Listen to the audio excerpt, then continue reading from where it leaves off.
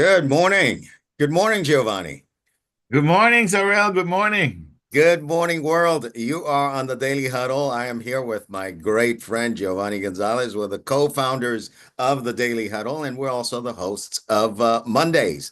Mondays are dedicated to mindset. And today, Gio, we're going to tackle this question or dig into the space where we say, how is it? Why do most people never achieve the mindset to the need to reach their goals? And that's a pretty cool question, isn't it? Yes, it's quite confronting, Saurel. For many years, maybe 10, 15 years, I was very positive, and I really wanted my life to work out. And I really worked really hard. And I was hearing everywhere I went, people talk about mindset and mindset and mindset, but I never quite achieved the results I was looking for. And I always thought I had the right mindset, but the results really weren't there. Yeah. Yeah. You know, So I the really am thing is, intrigued with the opportunity of this question. yeah, so as we were thinking about it, Gio, the all the time when I heard the word mindset, I always thought of it like this, that if I have a good mindset, meaning I think positive thoughts, meaning I think about my goals in a way that empowers me, all of that good stuff, I'll achieve my goals. So, Or if I'm a nice person, yeah, if or I'm if a I'm a nice good human person, being. and for a long time, I practiced all the things that people around me would say to practice. Read great books, listen to positive motivational speakers, and do all that. Set your goals, do your time management, work hard, and get there. And even though I would achieve goals, Gio, I was never satisfied.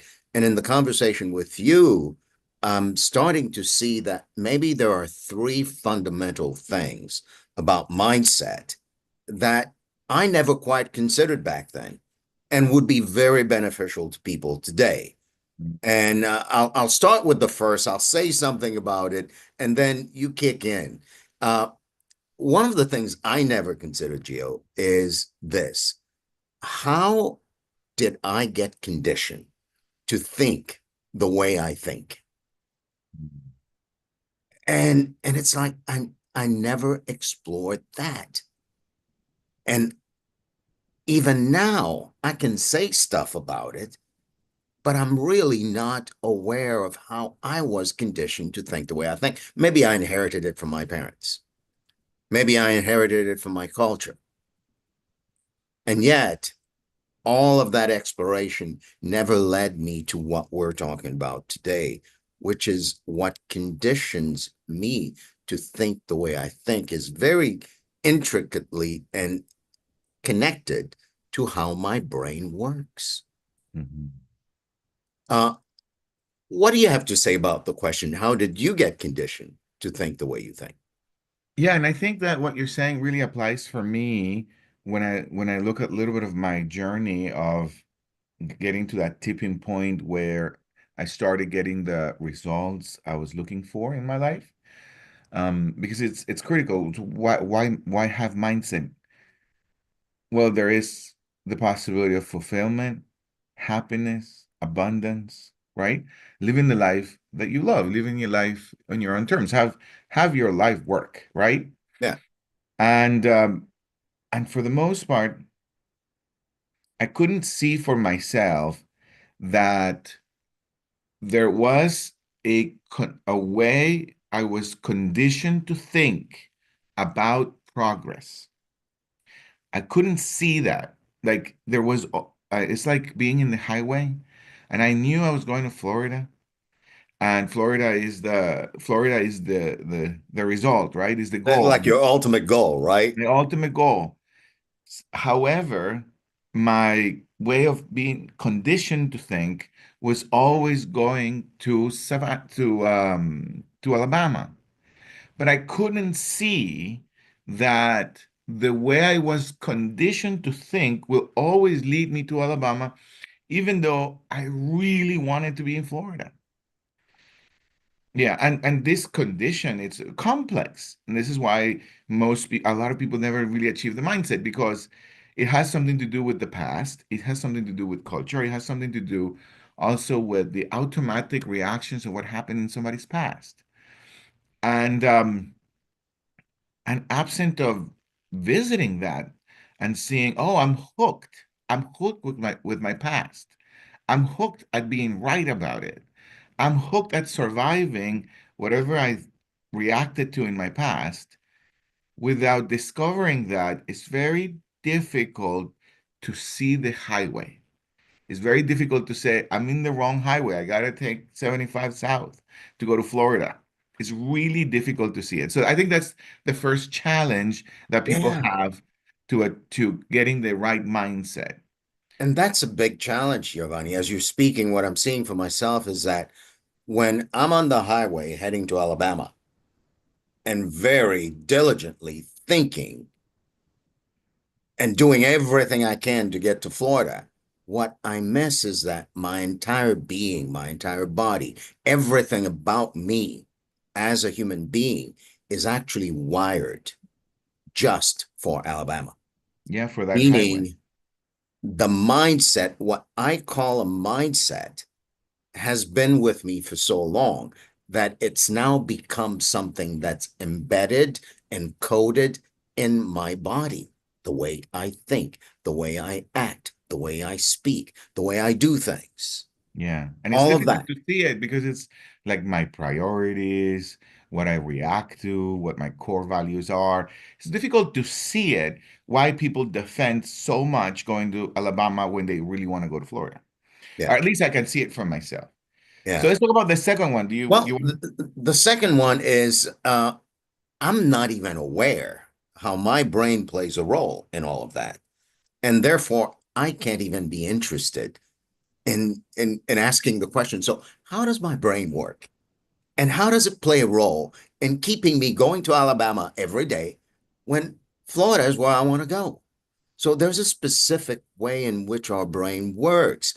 And I want to say it in the very simple way I understand it, Giovanni, is that I do think, and I think, people think a lot. There are about 70,000 thoughts a day. And mostly those 70,000 thoughts, all the same. every They're day? all the same every day. And it is those thoughts that actually generate something in my brain. Like when I think a thought, it stimulates a region in my brain that stimulates something else that creates the way I feel in my body. There's this chemical called cortisol. If I'm thinking a negative thought, my brain gets stimulated, generates cortisol. Cortisol now goes into my body, hormones get secreted, and I actually feel the way I'm thinking. I'm angry, there's that feeling in my body. And pretty soon, if I stay angry long enough, it sort of becomes a habit. Like, I kind of like being angry. When I walk and bump into people and they make me angry, I feel justified in being angry. And I do say they make me angry. Yeah. And over, as I keep thinking the same thoughts, my brain keeps doing the same thing to make me feel angry in my body. It creates this loop Mhm. Yeah. where, And I am unaware of it. and I'm The other unaware of it. the other aspect I want to add to this unawareness of how my brain works, and I'm so unaware that my brain works in such a way. I like how you said it, that I'm not even interested in looking at, well, how does the brain work? For example, one of the things that were triggered as you were speaking is that I didn't know, for example, I didn't know that my brain is not a place to remember things. I didn't know that. I didn't Hmm. know that my brain is not designed necessarily to remember things.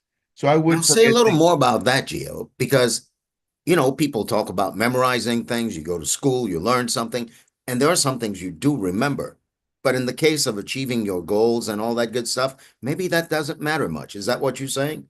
Yeah, so it's a trap to try to build a business or try to build a whole process of service and to try to build your goals by having a structural mindset of I can do it and I won't have a structure outside of my brain to make sure that things are working. So, for example, people would, they would speak to me or I would go speak to you and then I'll say, well, Sorel, how about we get together?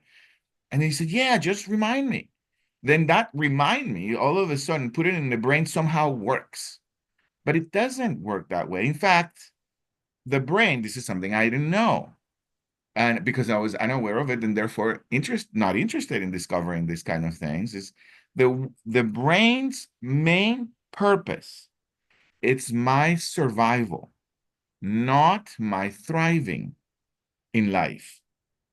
So I'm going to say it again. The brain's main purpose, the one thing the brain is trying to achieve is the survival of the person. Keep you alive. That's the main one. Not thriving, not having a great family, not having a great business, not having all of this stuff. One needs to, in some degree, create structure so that it can trigger creativity. It can trigger possibility at the brain. There's so many different things that need to be created in someone's life so that the brain becomes that tool that gives them the possibilities that they're looking for. But the brain on its own device, if you will, the brain on its own structural connections, is looking for survival.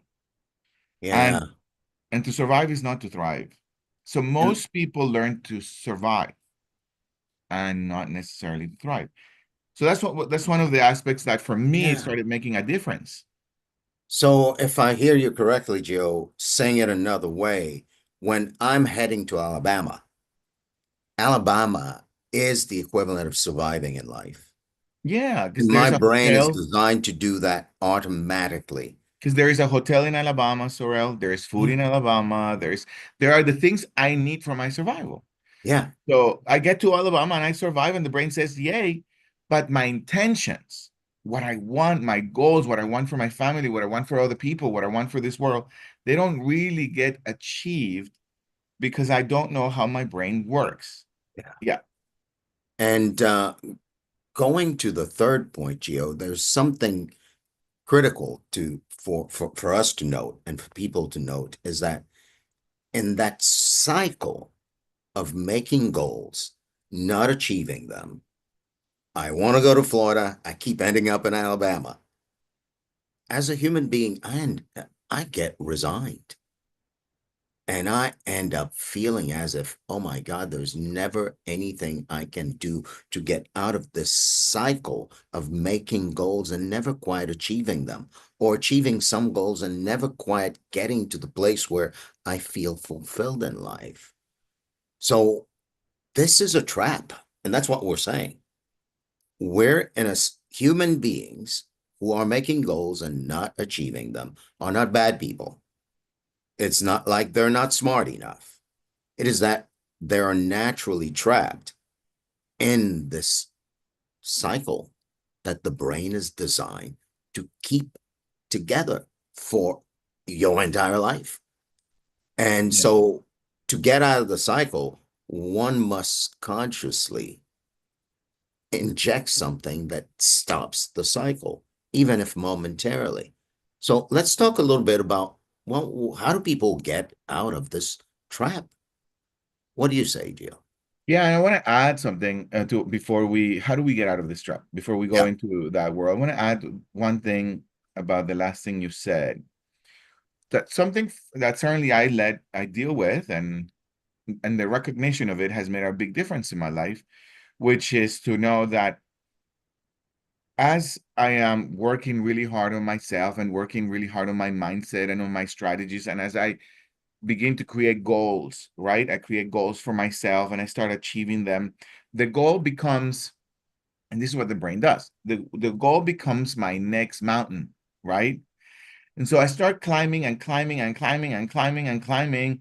And if I get to the mountain, if I get to the mountain and achieve my goal, guess what? After a while, it becomes my new floor. So then I become unfulfilled. is this it? This is all I could achieve? This is my new floor. So I've got to create a new goal because now I'm unfulfilled with my new floor. But if I never achieve the goal, then my brain says, see, you were never good enough because you never could achieve the goal. So the loop that I found myself, and I think for most people find themselves, is that even though they achieve the goal, they find the new goal their floor, so they feel unfulfilled. Or if they never achieve the goal, they find themselves unfulfilled because they never find themselves, they never Yeah. found a way to achieve the goal. And that loop certainly is one that I found myself, and I think most high performing human beings find themselves achieving really high goals but never feeling fulfilled around them. So that's a whole conversation around that we won't get into. So yeah, if you're complete, Sorrel, do you want to say something about? Yeah. Well, just to remind folks before we dive into how you get out of the loop, uh, we talked about the fact that, hey, why do we never get to set the mindset needed to achieve goals? And we pointed to three things, and I'm repeating them so we can remember them and people can remember them. One, there's this thing about how did I get conditioned to think the way I think? We talked about that. And second, I've not been aware and therefore could not be interested in how my brain works. And third, I'm stuck justifying my own resignation and my own unfulfillment. And therefore, I stay stuck. So, how do we get unstuck? Go ahead, you get us going. Well, there's one thing you've got to practice seeing how your brain works. And there's this guy named James Clear who wrote this little book that's really easy to read.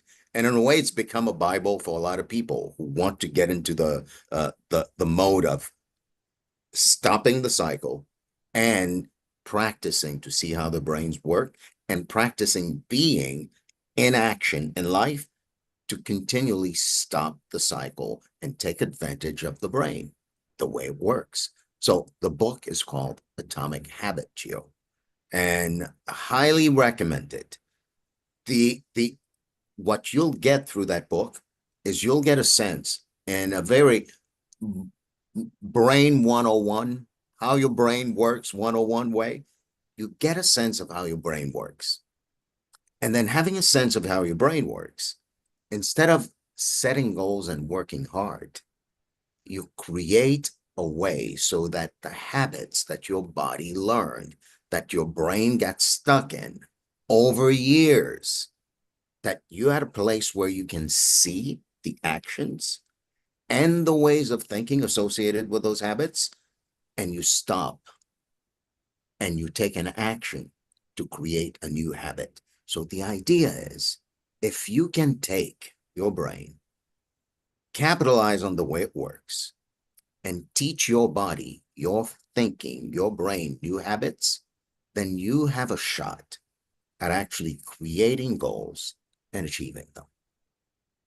That's a very high level, Gio. Anything you want to add to that? Well, so for me, I think that my first, as a leadership consultant, Sorel, my first real access to being able to start making a difference to my life and companies was this amalgamation, if you will, or maybe that's this intersection between the way the brain works and people's behaviors, the way people think, act, and the way they're being. And Atomic Book was a book that it wasn't intimidating for me. What at the time when I started reading about the brain, I thought my brain will never get how the brain works, so I'm doomed. Okay. And so, but Atomic Habits was just such a simple bites of the complexity of the opportunity that the brain is, and then ever since then, that's a big part of my life is to understand how the brain works, and that understanding has led me to create for myself what most people call emotional intelligence, effective communication, a fulfilled life, peace of mind, a lot of things, and achieving goals. A lot of people, Yeah, we including all the want. opportunity to influence others, to go in influence a certain others, direction, right? All and of that is possible by understanding the way the practicing, brain works. mastering the habit of how the brain works. So Yeah. great read. I hope that this really great read. So I hope this Yeah. really creates curiosity for those of you who are listening to grab that book, Atomic Habits, go to Amazon and then just listen to it while you're driving or whatever you want to do. It's a great book.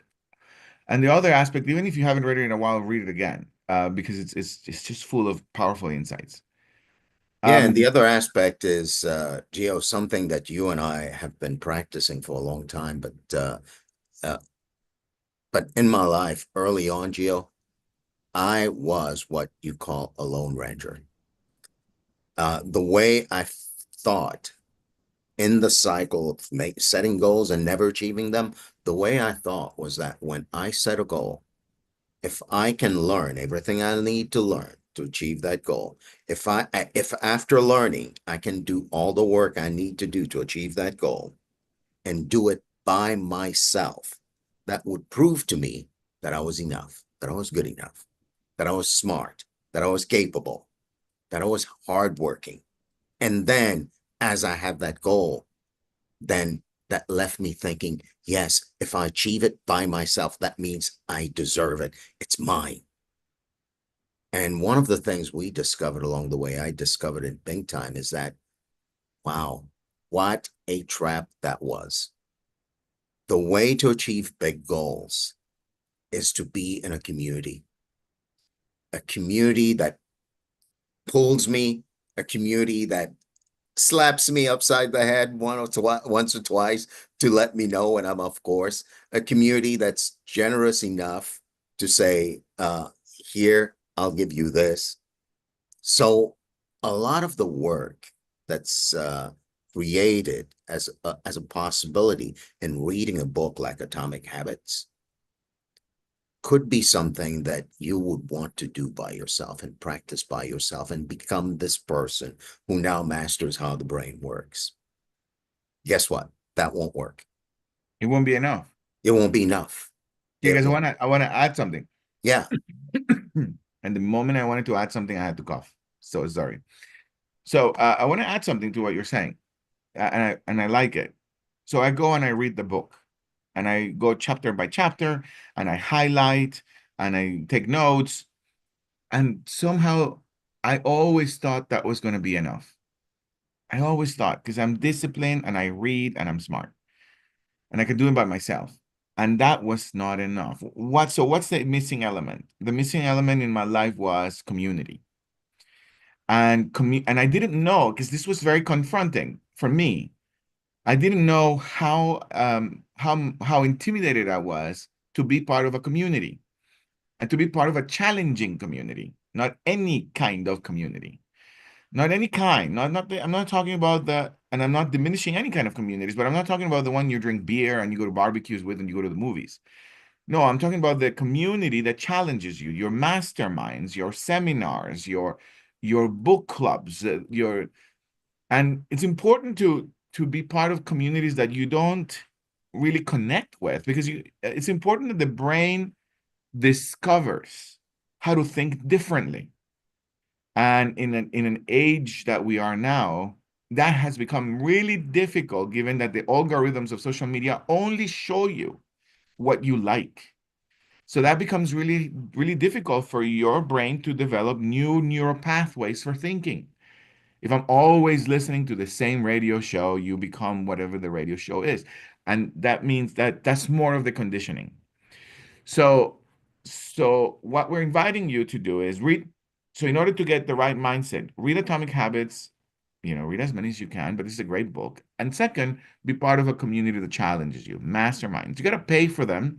But if you want to create real results in your life, you've got to invest in your brain.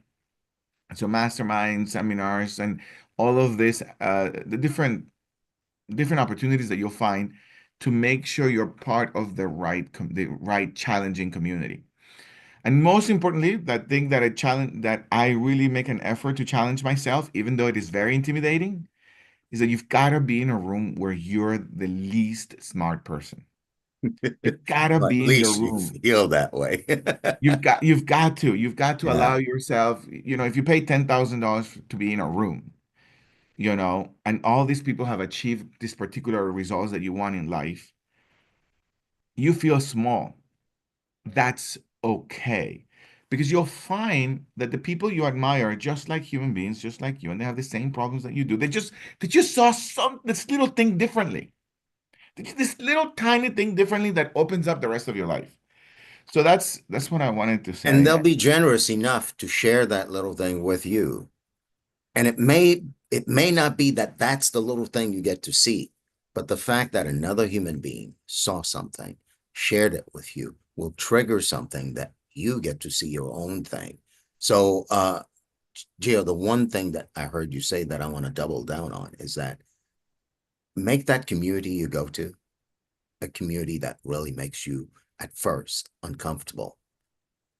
Because when people hear community, the brain that wants you to survive hears same. Let me go find a group of people that are just like me. Your brain will love that because you'll be comfortable there. But that's not the kind of community we're talking about. We're talking about a community that will actually, in and of itself, being in that community is the beginning of breaking the cycle of making goals and not achieving them. It's that kind of discomfort that jars the survival system that the brain is out of place just enough for you to take advantage of using the brain to your advantage. So, Awesome. Gio, we're 28 after, brother. It's time. Anybody has a question, a comment, a yabat? Who wants to say something? If not, Gio, I'd love for you to close in the enthusiastic and boisterous way that you always do. Thank you, Sorel. Kurt is no longer he's not muted anymore. Go ahead, Yeah, Kurt. Kurt, go ahead. All right. So, Gio, you made a statement that my brain is not there to drive me to thrive. So where do we, how does the brain work with? Because we're able to thrive. So how does this work? Is that our heart? Is that our guts? Where does this come in? Is there something energetically that we kind of know what thriving can be? Like the dreaming thing, I want to make Well, sure that I can thrive. How does it fit into what you guys talked about? Kurt, that's a great question, right? And so I leave this little insight, Kurt, for the possibility of the answer to that question. And the idea is to create enough interest so that all of us, well, who are listening, really take on studying our brain a little bit, right? But I'll give you this little insight, right? So what I said was the main purpose of the brain, the main, not the only. The main purpose of the brain is survival. That's the main purpose of the brain. And people can survive some crazy conditions, as you know, Kurt, because that's the main purpose of the brain. Now, having said that, there's an other aspect of the brain that is magical and incredible and mystical about the brain. That progress, little tiny little bits of progress, whatever the for the human being progress is, creates dopamine. And that triggers the reward system of the brain, Kurt. So, Kurt, if you and I have a project in mind, and the project is to become better at driving, I mean, riding bicycles. The moment you get on the bicycle, right, and you get this little bit of balance, your brain says you're doing a great job, triggers dopamine, and you feel much better. And then all of a sudden, now you're starting progressing as someone who rides bikes. But the brain creates a habit loop also for progress, Kurt. So the brain always wants progress too, because it's always triggering the dopamine of progress. So if a person has a business, then reinventing itself around marketing, that's progress, or et cetera, et cetera, et cetera. So it is also a condition of the brain for people to develop and evolve to a greater good. That's also a condition of the brain, but it is not the main purpose of the brain. The main is survival.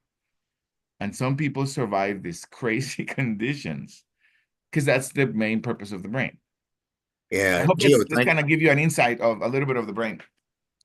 Gio, thank you for saying that, and Kurt, thank you for having the question. And I'll close it on this note. Sometimes what I equate to thriving is me being really good at surviving. Like there are these goals I set, and I keep achieving them, and I do thrive in that space. So imagine this: if you wanted to go from the place you are to something you can't even imagine yet, you'd actually have to charge a brain out of its habitual survival mode. So even when I appear to be thriving, the brain's doing its job. I am surviving. And so what we're pointing to in this conversation is a bit uh, not intuitive, but it's essential to actually just be with that. The principal, not the only one, but the principal purpose of my brain is to survive. And right now, even though I'm thriving, I may just be surviving. So what's next? Thank you, Great Kurt. inquiry. Thank you. Thank you, Yeah. Kurt. Thank you, Saurel. All right, Gio, take us away, man. So I'm curious. I'm going to take you away, but I'm curious, Kurt. What was it that you took away from that? Well, you guys get me thinking of Maslow's hierarchy of needs and so forth. So it seems like you're kind of right at that basic needs level, that the brain works that way, that we got to take care of first things first, and things build up there. And in Maslow's hierarchy of needs, there's self-actualization, which could be kind of getting us towards the thriving side, of things. So that's what came to my mind as you guys were speaking. Maslow's hierarchy of needs, right? No, I love it. Thank you, Kurt. Lots of conversations around that. Yeah. All right, so Sorrel, thank you very much. Liz, Virtue, Molly, Sue, Doctor, Kelly, thank you all for being here. We'll see you tomorrow. And remember these 8 principles to live a renegade life and to challenge your brain. The first one is love. Love always. Love those who you have an opinion about. Love those who you care about. Love those who you don't no longer care about. Love those who voted different from you. Love. 2, smile. Stretch your cheeks. They will make you feel better and sexy, and you will trigger the right chemicals in the brain. So smile, stretch your cheeks. 3rd, eat more plant-based. Get closer to the trees. Hug the trees, and as much as you can, avoid at all costs processed foods. As much as you can, processed foods, avoid them at all costs. Number 4, run, walk, move your body every single day. I like to say walk in the morning, right before you start your breakfast, right after you get up, and then walk a little bit right after lunch. Walk every day, move your body. Give give some of your life away, give your jealousy away, give your resentment away, give your love away, give some of the stuff you have built, but give. Check yourself before you wreck yourself, and remember to sleep. Every day, sleep at least 7 hours. Thank you all for being here, and I'll see you Thank tomorrow. you for being on the Daily Huddle. We'll see you tomorrow morning. you. Thank you. Thank you. Excellent job, y'all.